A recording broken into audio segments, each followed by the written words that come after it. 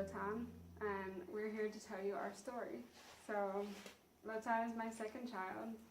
It's the second time I'm giving birth in Guatemala.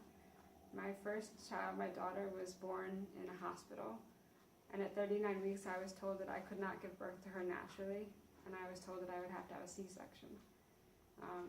That was pretty devastating news to me, and the C-section was not a very good experience for me. So when I found out I was pregnant with Lotan, I was determined that I would go and give birth naturally. And the only place I could find that would support a VBAC was a Centro de Parto Natural, which is a natural birth center. So I went there for my pregnancy, and I decided to get a doula because I read that having a doula increased the chances of having a successful VBAC, and I was determined that I was not going to have another C-section. So when I went to the birth center, Hannah suggested Katerina, and I was very glad that I got Katerina because she was very helpful. Just before my actual labor, she visited me several times and gave me lots of useful advice and told me what to expect when I actually went into labor, because I had never experienced it with my first child.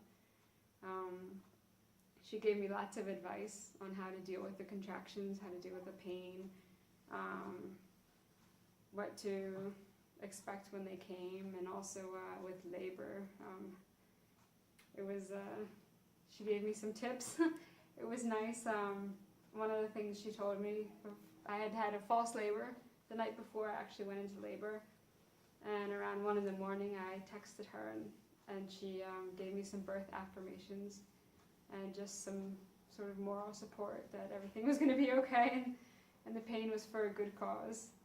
And then the next day, I had false contractions again, and she sent me some videos about dancing your way into labor.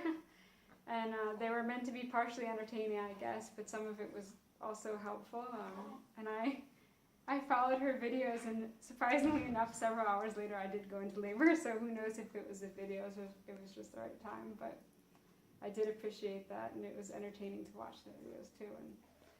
And when I actually went into labor, I started at 7:35 with my contractions, and they became regular very fast and very close together.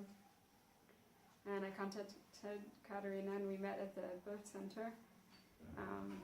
And luckily we got there when we did, because my labor progressed very rapidly.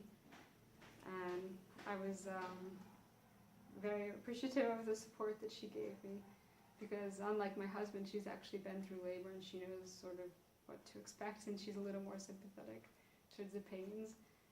And while I was in labor, she was very supportive, just sort of giving me a massage and reminding me everything's okay and how to breathe, and it was very helpful, because when I got to the pushing stage, she reminded me how to use my breaths and my breathing to push better and more efficiently, which led to a shorter pushing stage, apparently.